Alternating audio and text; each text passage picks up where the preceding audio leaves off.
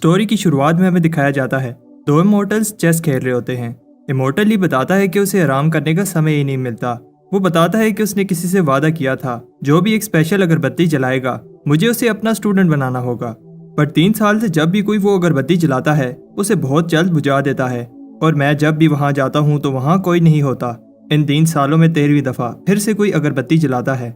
ली कहता है कि मैं देखता हूँ कौन मेरे साथ मजाक कर रहा है।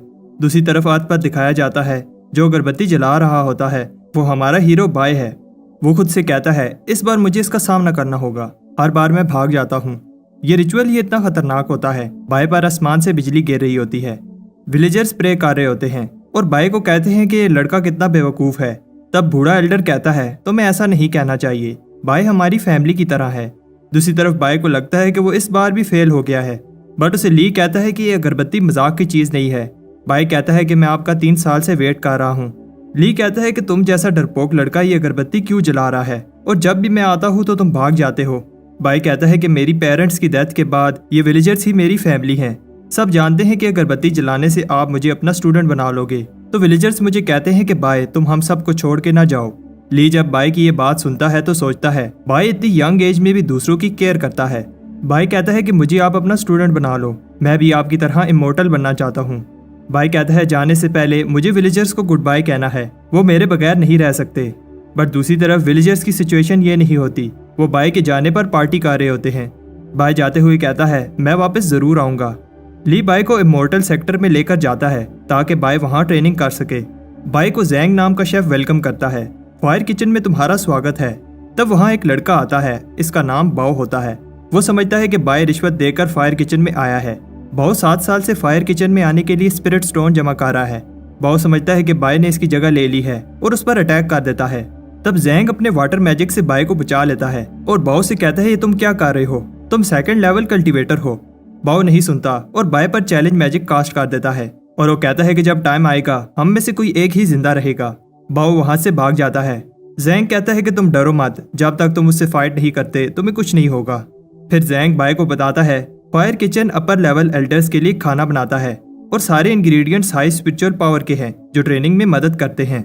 बाय फायर किचन का 9th मेंबर है, इसलिए इसे डिवाइन इंस्ट्रूमेंट सिलेक्शन सेरेमनी के लिए ले जाया जाता है। वो समझ रहा होता है कि उसे पावरफुल वेपन्स दिए जाएंगे, बट वो शॉक हो जाता है क्योंकि वो खाने के बर्तन होते हैं। बाय कह रहा होता है क्या ये सब जरूरी है। जैंग उसे कहता है कि हर फायर किचन मेंबर के लिए ये जरूरी है, ये हमारी पहचान है। बाय को एक बर्तन मिलता है। बाय कहता है क्या ये चलेगा। सब हंस रहे होते हैं क्योंकि ये एक टर्टल शेल की तरह लग रहा होता है। जैंग उसे बताता है कि 10 कल्टीवेशन लेवल्स होते हैं, जितना ज्यादा तुम्हारा लेवल होगा उतनी टेक्निक तुम मास्टर कर सकोगे। इन लेवल्स को कंप्लीट करने को कल्टीवेशन कहते हैं। जब इन 10 लेवल्स को कल्टीवेट कर लो उसके बाद फाउंडेशन एस्टेब्लिशमेंट लेवल तक पहुंच जाओगे। बट फायर किचन में लेवल 3 तक ही कल्टीवेट किया जा सकता है। हायर लेवल के लिए आउटर सेक्टर में जाना होगा, बट इस सब में बहुत टाइम लगेगा। बाय सोच रहा होता है कि उसे स्ट्रॉन्ग बनना होगा ताकि वो खुद को प्रोटेक्ट कर सके। बाय को ट्रेनिंग करते हुए मुश्किल हो रही होती है। तब उसे आवाज सुनाई देती है। वो समझता है कि ये बाओ है, बट जब वो किचन में देखता है तो सारे मेंबर्स खाने को ऐसे खा रहे होते हैं जैसे आज उनका आखिरी दिन हो। बाहर में दिखाया जाता है कि एक्चुअली बाओ बाहर ही होता है और कह रहा होता है कि तुम हमेशा किचन में नहीं रह सकते, जब तुम बाहर आओगे तो तुम्हें मैं खत्म कर दूंगा। किचन में हमें दिखाया जाता है कि बाय कह रहा होता है मैं और नहीं खा सकता और कहता है कि मैं प्रॉमिस करता हूँ मैं इस सब का किसी को नहीं बताऊंगा। बट जैंग कहता है कि बाय तुम्हारे लिए ये अच्छा है क्योंकि इससे तुम्हारी बॉडी प्योरीफाई हो जाएगी। तब बाय की बॉडी हीट अप होने लगती है। अगले सीन में सुबह होती है और अब जब बाय ट्रेनिंग कर रहा होता है तो उसे बॉडी में दर्द नहीं होता। बाय उस स्पिरिचुअल एनर्जी को फील कर सकता है जो उसकी बॉडी में सर्कुलेट हो रही है। इसी तरह कुछ टाइम बाद अब बाय और भी ज्यादा स्पिरिचुअल एनर्जी को कंट्रोल कर सकता है। बाय को भूख लग रही होती है। वो जैसे ही राइस को अपने बर्तन में डालता है राइस ग्लो करने लगता है। इसके बाद हम देखते हैं फायर किचन के मेंबर्स उसे कह रहे होते हैं तुम्हें बहुत समय से नहीं देखा। बाय कहता है कि मैं ट्रेनिंग कर रहा था। जैंग भी बाय से इंप्रेस हो जाता है कि बाय ने इतनी जल्दी 1st लेवल कल्टीवेट कर लिया है। बाय कहता है कि ये ग्लोइंग राइस खाने से जल्दी हो गया। सब हंसते हैं और कहते हैं कि ग्लोइंग राइस जैसा कुछ नहीं होता, कोई भी आइटम ग्लो नहीं करता जब तक वो रिफाइन ना हो। और बाय तुम जिस लेवल पर हो रिफाइन करना तो इम्पॉसिबल है, बट तुम रिफाइन करना सीख जाओगे। जैंग बाय को बताता है कि 3 तरह की रिफाइनिंग होती है। वेपन रिफाइनिंग वेपन को स्ट्रॉन्ग बनाने के लिए, पोशन रिफाइनिंग उनके फार्मूला को इम्प्रूव करने के लिए और आखिरी स्पिरिचुअल रिफाइनिंग। ये बहुत रेयर स्किल है जो कम ही लोग कर पाते हैं। स्पिरिचुअल रिफाइनिंग के लिए लाइफ एनर्जी को एक आइटम में डाला जाता है और इससे आइटम ग्लो करने लगती है और जितनी बार रिफाइन करोगे इसकी पावर बढ़ जाएगी। रात को बाय सोच रहा होता है क्या उसका राइस स्पिरिट रिफाइन है और कहता है कि अगर ऐसा है तो वो लकी है और डिसाइड करता है कि वो इसे टेस्ट करेगा और किसी को नहीं बताएगा कि उसके पास ऐसा डिवाइन इंस्ट्रूमेंट है। दूसरी तरफ बाओ बाय का वेट कर रहा होता है। बाय कहता है कि बाओ लेवल 2 कल्टीवेटर है और वो कहता है कि मुझे भी ट्रेनिंग करनी होगी ताकि मुझे छुपना ना पड़े। बाय एक्सपेरिमेंट कर रहा होता है तब वो ये देखकर शौक हो जाता है कि उसने अपनी सोर्ड को 2 दफा स्पिरिट रिफाइन कर लिया है, बट उसके बाद उसका बर्तन हवा में उड़ने लगता है और बाय में से कोई चीज उस बर्तन में चली जाती है। बाय डर जाता है जब वो देखता है कि उसके कुछ बाल सफेद हो गए हैं। बाय को समझ आ जाती है कि स्पिरिट रिफाइनिंग से उसकी लाइफ कम हो रही है। बाय ने अपनी सारी लाइफ कोशिश की कि वो लंबी जिंदगी जिए। वो अपने मैजिकल बर्तन से कहता है कि ये तुम्हारी गलती है। तब बाय को पता चलता है कि वो इस मैजिकल बर्तन को एब्जॉर्ब कर सकता है और जब चाहे समन कर सकता है। जैंग बाय को बाहर बुला रहा होता है। बाय कहता है कि ये बाओ की गलती है जिसकी वजह से मैं इतनी हार्ड ट्रेनिंग कर रहा हूँ। इतनी हार्ड ट्रेनिंग के बाद ही मैं स्पिरिट रिफाइनिंग कर सका और अब इसकी वजह से मेरी लाइफ कम हो गई है। बाय को गुस्सा आ जाता है और वो बाओ को फाइट के लिए बुलाता है। तब कोई उसे बताता है कि बाओ को काफी समय से नहीं देखा गया और हो सकता है कि उसने हार मान ली हो। तब बाय खुद से कहता है कि उसने अपनी लाइफ का कुछ हिस्सा जाया कर दिया, किस लिए। तब एक मेंबर उसे बताता है कि एक कंपटीशन है, अगर तुम वो जीत लो तो 1 साल लाइफ का प्राइज में मिलेगा।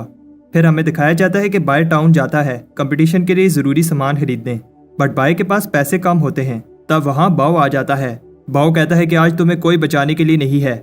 बाय बताता है कि मैं कब से रेडी हूँ। बाय जब बाओ के साथ 2 आदमी देखता है तो वहाँ से भाग जाता है। बाओ उसका पीछा करता है। हमें दिखाया जाता है कि फायर किचन के दूसरे मेंबर्स बाय को ढूंढ रहे होते हैं। तब बाओ के साथ जो आदमी होते हैं उनमें से एक आ जाता है। वो कहता है कि मैं सुपरविजन डिपार्टमेंट से हूँ और मैं बाय और बाओ की फाइट देखने आया हूँ ताकि कोई चीटिंग ना हो। जैंग कहता है कि मैं इसको संभाल लूंगा। दूसरी तरफ बाओ बाय पर अटैक करता है, बट बाय इजीली अपनी स्पिरिट रिफाइंड सोर्ड से इसे रोक लेता है। जैंग भी सुपरवाइजर से फाइट कर रहा होता है। ये दोनों इक्वली पावरफुल हैं क्योंकि ये दोनों लेवल 3 कल्टीवेटर हैं। तब वो रुक जाते हैं जब उन्हें दूसरा सुपरवाइजर बताता है कि उन दोनों में से कोई एक हार गया है। जैंग समझता है कि बाय बाओ से हार गया है। सुपरवाइजर कहता है कि फायर किचन मेंबर्स को ट्रेनिंग पर ध्यान देना चाहिए था, बट सब शॉक हो जाते हैं क्योंकि बाय जीत गया होता है। बाय उसको मार रहा होता है, तुम्हारी वजह से मेरी लाइफ का 1 साल कम हो गया।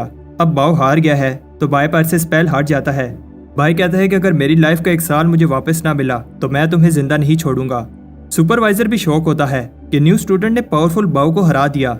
बाओ सबको बताता है कि बाय ने लेवल 3 कल्टीवेट कर लिया है।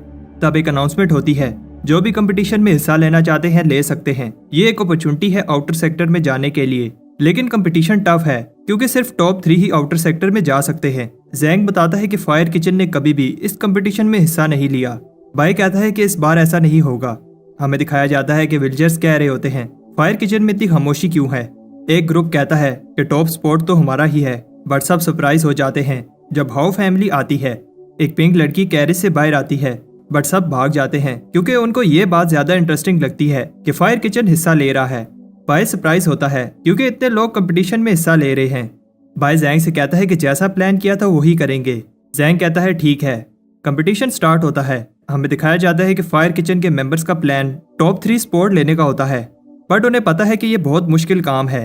बट बाय का प्लान सुनकर सब इम्प्रेस हो जाते हैं। बाय कहता है कि हम वेट करेंगे क्योंकि हाई कंपटीशन होगा तो शुरू की फाइट्स इंटेंस होंगी।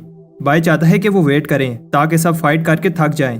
फिर हमें दिखाया जाता है कि फायर किचन के मेंबर्स हार्ड ट्रेनिंग कर रहे होते हैं, बट उन्होंने सोचा नहीं था कि कंपटीशन इतना हार्ड होगा। ग्रुप के बाकी मेंबर्स फाइट में हिस्सा लेते हैं ताकि बाय आगे निकल सके। जितना ऊपर जाओगे मैजिक की वजह से हिलना भी मुश्किल हो जाएगा, बट सब शॉक हो जाते हैं क्योंकि बाय इजीली भाग रहा होता है। दूसरे फायर किचन के मेंबर्स भी माउंटेन टॉप जा रहे होते हैं। उन्हें सुपरवाइजर चैंग नजर आता है। चैंग को शक हो रहा है क्योंकि फायर किचन कंपटीशन में हिस्सा ले रहा है, जबकि फायर किचन को पैसों की कमी नहीं है।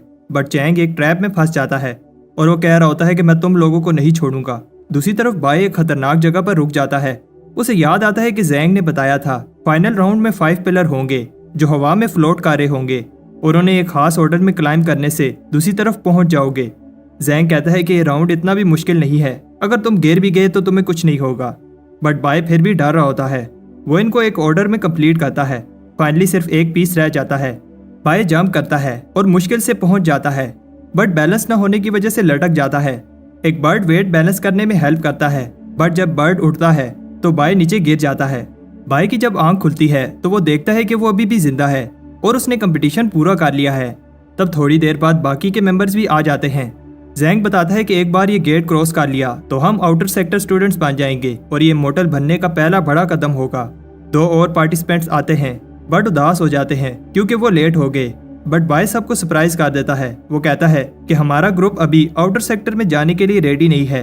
बाय कहता है कि मैं अपने फायर किचन के भाइयों को छोड़कर नहीं जाना चाहता, बट फायर किचन के मेंबर्स ने कंपटीशन के लिए बहुत सेक्रीफाइस किया है, इसलिए मुझे जाना होगा। बाय कहता है ये देखो मेरा भाई भूख से कितना पतला हो गया है, और जैंग भी उसके इस ड्रामे में साथ देता है और बेहोश होने की एक्टिंग करता है। बाय कहता है कि वो 200 स्पिरिट स्टोन का एक स्पोर्ट सेल कर देगा। बाय इमोशनल स्पीच देता है और कहता है कि स्पोर्ट ले जाओ ताकि इमॉर्टल बन सको।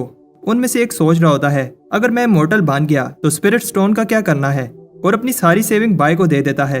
बट गेट सुपरवाइजर इस सब को रोक देता है और कहता है कि तुम लोग रूल्स तोड़ रहे हो। बट जब बाय पूछता है कि कौन सा रूल तोड़ा है तो वो शांत हो जाता है। बाय कहता है कि मुझे सारे रूल्स पता है और एक एक करके सारे रूल्स बताने लगता है।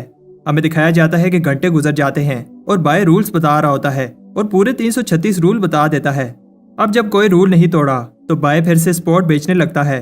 वो बाकी 2 स्पोर्ट्स की भी बोली लगाता है। सब बड़ी बड़ी बोली लगा रहे होते हैं, 300 स्टोन्स, 400 स्टोन्स।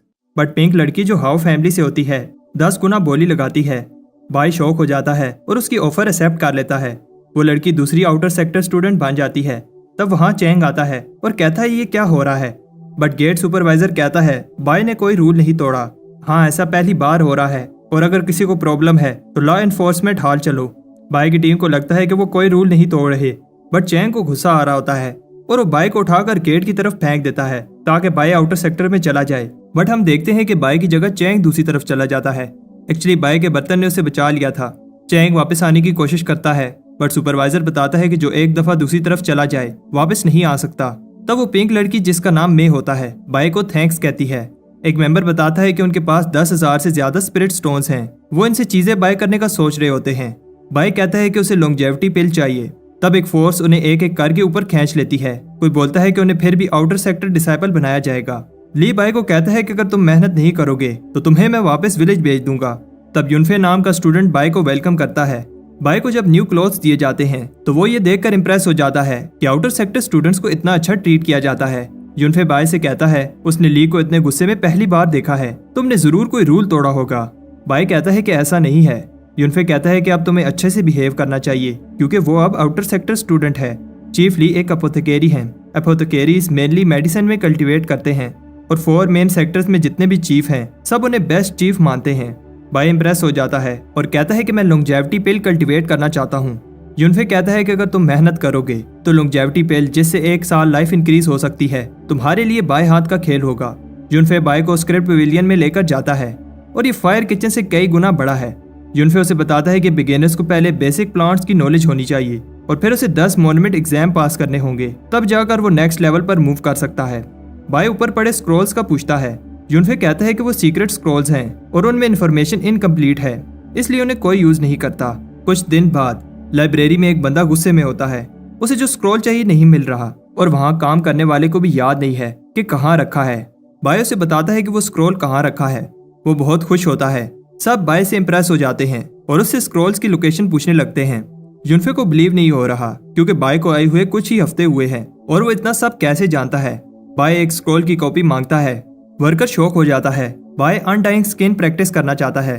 वो बताता है कि स्क्रॉल इनकम्प्लीट है, बट जितना नॉलेज है उसे भी प्रैक्टिस करना बहुत टफ है। बाय को ऐसा दर्द होगा जैसे उसकी कोई हड्डियां तोड़ा हो और उसे बहुत भूख लगेगी, लेकिन बाय इस सब के लिए रेडी है। सुबह बाय हर्ब्स कलेक्ट कर रहा होता है। चैंग उसे देख लेता है और उससे बदला लेना चाहता है। बाय उससे बचकर भागता है बट एक्सीडेंटली एक मोन्यूमेंट में घुस जाता है जहां स्टूडेंट्स टेस्ट दे रहे होते हैं। बाय कहता है कि वो बच गया। तब उसे बताया जाता है टेस्ट शुरू होने वाला है। बाय कहता है कि चैंग बाहर ही होगा और सोचता है कि टाइम पास के लिए टेस्ट ही दे देता हूँ। उसे बताया जाता है कि उसे एक सिंबल ड्रा करना होगा। दूसरी तरफ एक और मोन्यूमेंट में सब जो का वेट कर रहे होते हैं। बाय जैसे ही एक सिंबल ड्रा करता है एग्जाम शुरू हो जाता है।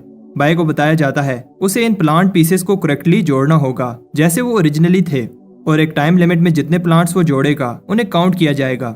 बाय के लिए प्रॉब्लम नहीं है क्योंकि वो सारे प्लांट्स स्टडी कर चुका है। बाय बहुत सारे प्लांट्स जोड़ लेता है। उसे बताया जाता है कि टाइम कम है। बाय थक गया है बट हार नहीं मानता उधर जो कॉन्फिडेंटली एनिमल बोन्स जोड़ रही होती है और टेस्ट के बाद बाहर आती है। सबका ध्यान जो पर होता है। बाय को कोई निकलते हुए नहीं देखता। मैं बाय से कहती है, क्या तुम भी जो को देखने आए हो? और उसे बताती है कि जो भी मोन्यूमेंट को विन करता है उसका सिंबल मोन्यूमेंट पर नजर आता है। सब वेट कर रहे होते हैं। जो का सिंबल जो कि एक वेस है अब लास्ट मोन्यूमेंट पर नजर आएगा। बाय को याद आता है कि जुनफे ने बताया था 10 में से 9 मोन्यूमेंट पर जो का सिंबल है और अगर उसने 10th मोन्यूमेंट को भी विन कर लिया तो ये वो काम होगा जो कोई 1000 साल से नहीं कर पाया। उस मोन्यूमेंट पर जो का सिंबल बन जाता है और सब अनाउंसमेंट के लिए रेडी होते हैं। हमें बताया जाता है कि जो सारे 10 मोन्यूमेंट्स को कंकर कर ले तो एक डिवाइन कॉलरेंट की आवाज सुनाई देगी। तब सब शॉक हो जाते हैं, कोई आवाज नहीं आती। ऐसा इसलिए है क्योंकि एक मोन्यूमेंट पर टर्टल बना होता है। बाय कह रहा होता है कि ये टर्टल क्या ड्राइंग है, जैसे किसी आर्टिस्ट ने बनाई है। तब एक आदमी जिसका नाम जिन होता है जो को कंग्रेचुलेशन करने आता है, बट जो फिर से मोन्यूमेंट में चली जाती है। जिन समझ रहा होता है कि जो उससे गुस्सा है क्योंकि वो लेट हो गया, बट वो दोबारा एग्जाम दे रही होती है। जब एग्जाम फिनिश होता है तो वो इम्प्रेस हो जाती है। किसी ने उसका 7000 का स्कोर बीट कर दिया था, बट वो ये देखकर शॉक हो जाती है अभी भी टर्टल का सिंबल बना है और सोचती है कि आखिर इस टर्टल ने कितने प्लांट असेंबल किए हैं। तब बाय मे को बताता है इसे 9000 से ज्यादा प्लांट असेंबल करने होंगे और मे को शक होने लगता है, बट बाय बात घुमा देता है। हमें बताया जाता है कि जो ने 7 दिन लगातार टेस्ट दिया बट टर्टल को हरा नहीं पाई। सब सोच रहे होते हैं ये टर्टल जरूर कोई बूढ़ा आदमी होगा जिसे बहुत नॉलेज है। बाय सोच रहा होता है कि जब इन्हें पता चलेगा तो ये मेरे फैन हो जाएंगे, बट जिन कहता है कि जो भी इस टर्टल को पकड़ कर लाएगा मैं उसे रिवार्ड दूंगा। जो भी टर्टल के बारे में कुछ अच्छा कहता है, जिन उसे मार रहा होता है और बताता है कि कैसे उसने जो की मेहनत पर पानी फेर दिया। मे टर्टल को डिफेंड करती है बट बाय उसे जिन से बचा लेता है। मे बताती है कि वो टर्टल से इम्प्रेस है, उसने जो को फेयर तरीके से हराया है। मे प्रे करती है कि वो सारे मोन्यूमेंट को जीते और उसे सीक्रेट ट्रेयर मिल जाए। बाय को इस चीज का नहीं पता था कि जीतने वाले को ट्रेयर मिलेगा। बाय डिसाइड करता है कि वो एग्जाम पास करेगा। तब मे उसके लिए खाना लाती है। मे बाय की मेहनत देखकर इसे उस टर्टल से कंपेयर करती है और कहती है कि जिस तरह तुम मेहनत कर रहे हो एक दिन 10 की कंडेंसेशन लेवल मास्टर कर लोगे और फिर फाउंडेशन एस्टेब्लिशमेंट लेवल पर लाइफ भी एक्सटेंड हो जाएगी। वो बताती है कि 3 तरह की फाउंडेशन एस्टेब्लिशमेंट टाइप्स होती हैं, एक से 100 साल और दूसरे से उससे भी ज्यादा लाइफ इंक्रीज हो सकती है। बाय सोचता है कि वहां तक पहुंचने में अभी टाइम है और अभी के लिए 10 मोन्यूमेंट एग्जाम्स को क्लियर करने की सोचता है और जीतने पर जो ट्रेयर मिलेगा उससे गोल रीच करने में हेल्प होगी। तब एक चीफ को लगता है कि टर्टल चीटिंग कर रहा है, वो जो से भी ज्यादा स्पीड में एग्जाम क्लियर कर रहा है। ली को लगता है कि वो ट्रेयर के पीछे है। तब दूसरा चीफ कहता है कि हमें इन्वेस्टिगेशन टीम बनानी होगी ताकि पता चले कि ये टर्टल कौन है। कुछ ही मंथ्स में टर्टल ने 9 मोन्यूमेंट क्लियर कर लिए हैं और उसे कोई नहीं पकड़ पाया। अब लास्ट मोन्यूमेंट रह गया है और बाय घबरा रहा होता है। लॉ एनफोर्समेंट ऑफिसर्स भी नजर नहीं आ रहे। वो छुपते छुपाते मोन्यूमेंट के अंदर चला जाता है और हम देखते हैं कि जैसे ही वो अंदर जाता है सब उसका बाहर वेट कर रहे होते हैं। जिन कहता है कि इस बार मैं इस टर्टल को भागने नहीं दूंगा, बट जो कहती है कि वो सिर्फ ये देखने आई है कि ये टर्टल कौन है। तब लास्ट मोन्यूमेंट पर भी टर्टल सिंबल बन जाता है और सब डिवाइन कल्टन की आवाज सुनकर अमेज हो रहे होते हैं। ली ने भी 1000 साल बाद ये आवाज सुनी है। बाय को एक आवाज कांग्रेचुलेशन कहती है और उसे एक ट्रेयर मिलता है। जब गेट ओपन होता है तो सब एक टर्टल शेल को देखकर शॉक हो जाते हैं। वो एक्चुअली बाय का बर्तन होता है और सब उसके पीछे भागने लगते हैं। बाय बचकर निकल जाता है। उन्हें बिलीव नहीं हो रहा कि एक टर्टल इतना फास्ट कैसे मूव कर सकता है। तब टर्टल के फैन और बाकी सब आपस में लड़ने लगते हैं और ली उन्हें कहता है कि बस करो। दूसरी तरफ बाय देखता है कि ये एक मोर्टैलिटी पिल है, बट उसके हाथ से पिल गिर जाती है और एक बेवकूफ चिकन पिल खा जाता है और वहां से उड़ जाता है। कुछ टाइम बाद अब लोग टर्टल को हेट नहीं करते और इसे एक मिस्टीरियस लेजेंड समझने लगते हैं। तब बाय बैम्बू लगा रहा होता है और हमें पता चलता है कि बाय 4th की कंडेंसेशन लेवल पर पहुंच गया है, बट अभी उसने इमोर्टल बनने की जर्नी शुरू ही की है। रात को बाय पहली बार अनडाइंग स्किन प्रैक्टिस करता है। पहले वो अपनी स्किन को रिफाइन करता है और फिर अपनी बोन्स को बार बार मसल्स को लूज और फिर टाइट करना होगा, बट ये बहुत पेनफुल प्रोसेस है। बाय की जब आंख खुलती है तो उसे बहुत ज्यादा भूख लग रही होती है। किसी भी नॉर्मल इंसान को इतनी भूख नहीं लग सकती और उसे उस चिकन पर गुस्सा आ रहा होता है जिसने उसकी इमोर्टैलिटी पिल खा ली थी। बाय डिसाइड करता है कि अब से वो सब चिकन से बदला लेगा। बाय एक इंसेक्ट को बेट बनाकर चिकन्स को पकड़ रहा होता है।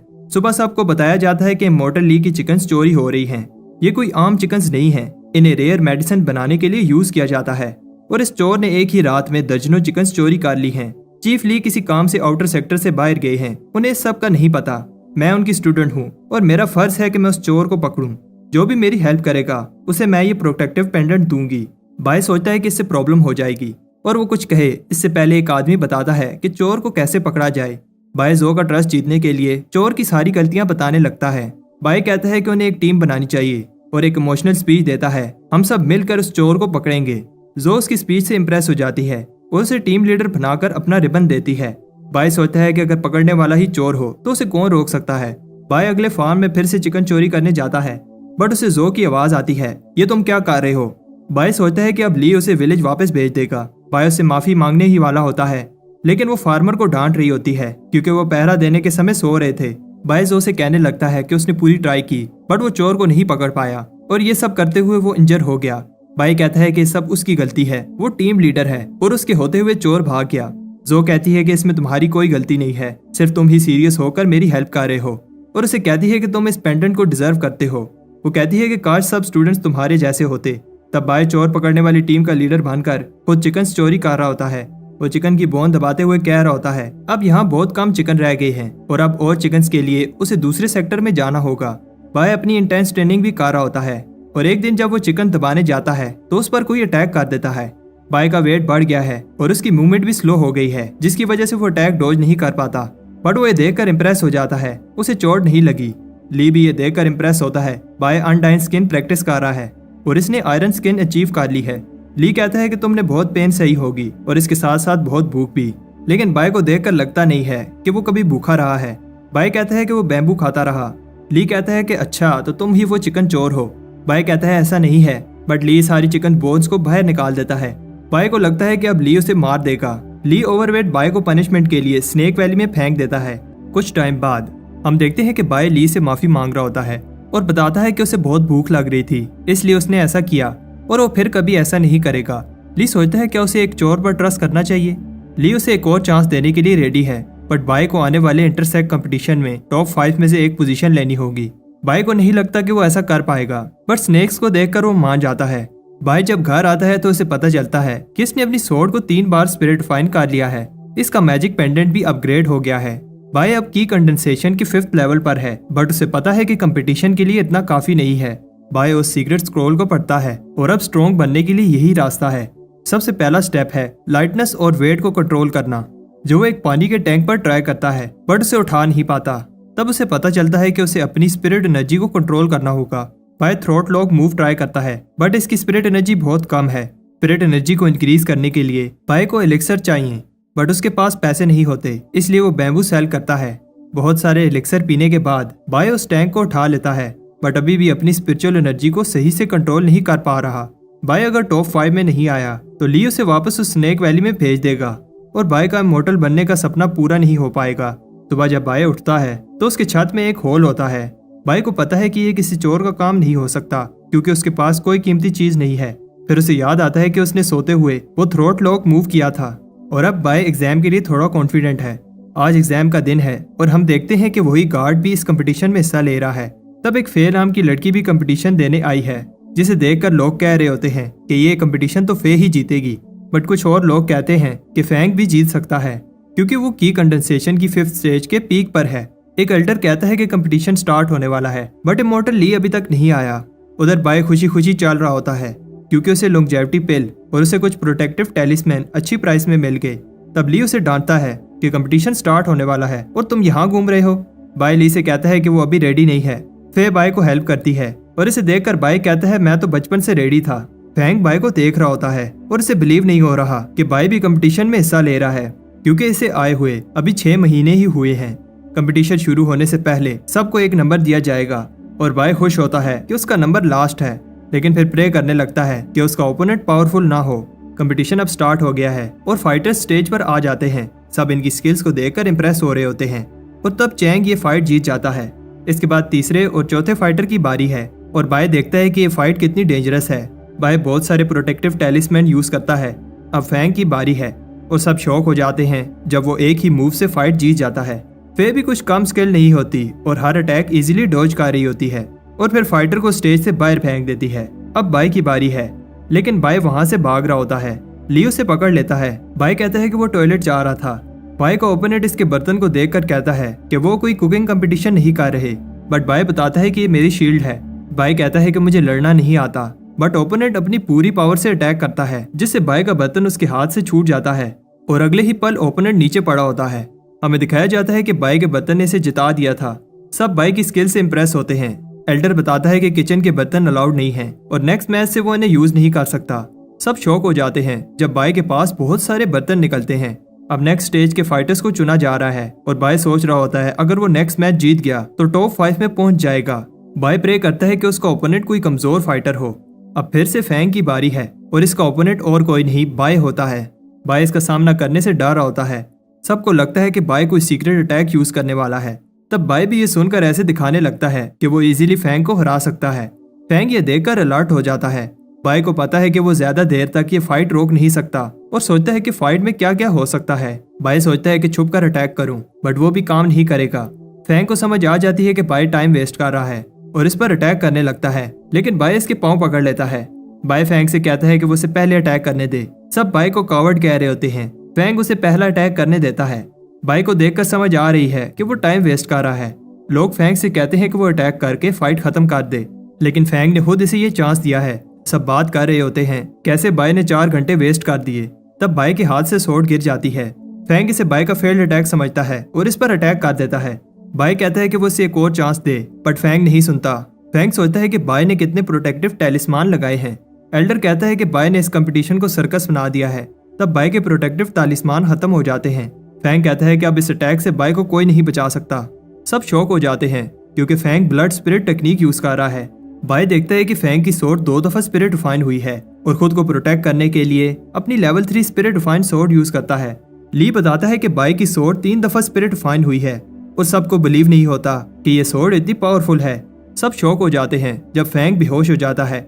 बाय जीत गया है और जो भी बाय की लेवल 3 स्वॉर्ड से इम्प्रेस होती है, लेकिन वो स्वॉर्ड से ज्यादा बाय की टेक्निक से इम्प्रेस होती है। बाय खुश है कि वो टॉप 5 में आ गया। इसके बाद अब आखिरी लेवल की बारी है। जो चैन के साथ फाइट करेगी और जो जीतेगा वो फिर बाय के साथ फाइट करेगा। वो दोनों डिसाइड करते हैं कि जल्दी फाइट को खत्म करें। उन्हें लगता है कि यही राउंड डिसाइड करेगा कि कौन ये कंपटीशन जीतेगा, क्योंकि बाय कमजोर है और वो लकी था क्योंकि फैंग ने उसे फाइट में सीरियस नहीं लिया। चैंग देखता है कि फे की एनर्जी खत्म होने वाली है और उस पर अटैक कर देता है। फे इजीली अटैक को डॉज करती है और फाइनली अपनी स्किल से चैन को हरा देती है। सबको लगता है कि फे स्ट्रॉन्ग है, बट एक चीफ को लगता है कि बाय ज्यादा स्ट्रॉन्ग है। बाय ने सिर्फ टॉप 5 में आना था, इसलिए वो फाइट शुरू होने से पहले ही सरेंडर कर देता है। फे कहती है कि बाय आइटम यूज करके जीतता रहा, बट मैंने मेहनत की है और ऐसे ही विक्ट्री एक्सेप्ट नहीं कर सकती। अब शाम हो जाती है। फे और बाय फाइट करने के लिए अरीना में आते हैं। बाय से एक बार फिर कहता है कि वो फाइट नहीं करना चाहता। फे कहती है कि फिर मैं एक ही अटैक में ये फाइट खत्म कर दूंगी। बाय वो थ्रोट लॉक अटैक यूज करता है, लेकिन फे का अटैक पावरफुल होता है। बाय का पेंडेंट टूट जाता है और स्वॉर्ड इसकी चेस्ट में घुस जाती है। फे ये देखकर डर जाती है। बाय फे को बेरहम कहता है और एल्डर बताता है कि बाय ने एक मूव यूज किया था, लेकिन लगता है कि मिस कर दिया। बाय कहता है कि अब उसे लगता है कि उसने विलेज से यहाँ आकर गलती कर दी और अगर वो विलेज में ही रहता तो कुछ और साल शांति से जी लेता। सब बाय की हेल्प के लिए आते हैं, बट बाय को याद आता है कि उसने लेदर आर्मर पहना हुआ है और इसे कुछ नहीं हुआ। फे बेहोश हो जाती है। एल्डर कहता है कि फे अब फाइट नहीं कर पाएगी, इसलिए बाय ये कंपटीशन जीत गया है। लोगों को गुस्सा आता है कि फाइट ऐसे खत्म हुई। फे भी कहती है कि उन्हें दोबारा फाइट करनी चाहिए। बाय कहता है कि अभी तुम्हारी बॉडी रिकवर नहीं हुई और एक बार फिर कहता है कि मैं सरेंडर कर रहा हूँ, लेकिन फे अपनी मेहनत से ये कंपटीशन जीतना चाहती है। अगर बाय जीत जाता है तो फे उसे एक सोरिंग इंसेंस और एक स्वॉर्ड देगी। सब बात कर रहे होते हैं कि इंसेंस बहुत रेयर है, जो कि कंडेंसेशन के लेवल 6 पर पहुंचने में हेल्प करती है। बाय अभी भी फाइट नहीं करना चाहता। तब फे उसे प्लांट नॉलेज फाइट का कहती है, क्योंकि बाय और फे दोनों ही एपोथेकेरी स्टूडेंट्स हैं। बाय मान जाता है। ली एक प्लांट को समन करता है जो बहुत सारे डिफरेंट स्पिरिचुअल प्लांट्स और हर्ब्स से बना है। जो भी सबसे ज्यादा प्लांट्स को बता पाएगा जीत जाएगा। बाय फे को पहले बताने देता है और लोग भी बाय के कॉन्फिडेंस से इंप्रेस होते हैं, बट कहते हैं कि बाय कितना बेवकूफ है। फे ने मोनूमेंट एग्जाम में 5th पोजीशन ली थी, लेकिन इन्हें नहीं पता होता कि बाय वो लेजेंडरी टर्टल है। फे प्लांट्स को ऑब्जर्व कर रही होती है। एल्डर बात कर रहे होते हैं कि कैसे फे को प्लांट्स की बहुत नॉलेज है, लेकिन बाय भी प्लांट्स को ऑब्जर्व कर रहा है। फे बताती है कि उसने 8 प्लांट्स ऑब्जर्व किए हैं। सब फे से इंप्रेस होते हैं क्योंकि ये प्लांट परफेक्ट है और ऐसे देखकर बताना इजी नहीं है। फे सही से 8 प्लांट्स के नाम बता देती है। इसके बाद बाय आगे बढ़ता है और बताता है कि फे के 8 प्लांट्स के अलावा उसने 67 और प्लांट्स भी देखे हैं। फे बाय को कहती है कि ये कंपटीशन है, कोई मजाक नहीं, और इसे लगता है कि बाय जब इतने प्लांट्स बताएगा तो एक आधा सही निकल ही आएगा। लेकिन सब शॉक हो जाते हैं जब बाय बड़ी डिटेल में इन प्लांट्स का बताता है। एल्डर भी बाय से इम्प्रेस होते हैं क्योंकि बाय ने ना सिर्फ प्लांट्स के नाम बताए हैं, साथ में ये भी बताया है कि ये प्लांट्स कैसे जोड़े गए हैं। ली मान लेता है कि बाय के पास स्किल है, लेकिन दूसरे एल्डर्स को लगता है बाय वो चीजें भी बता रहा है जिनकी जरूरत नहीं है। फे हार मान लेती है और बाय ये कंपटीशन जीत जाता है। कुछ टाइम बाद बाय कहता है कि फे ने जो सोरिंग इंसेस दी थी सही से काम कर रही है।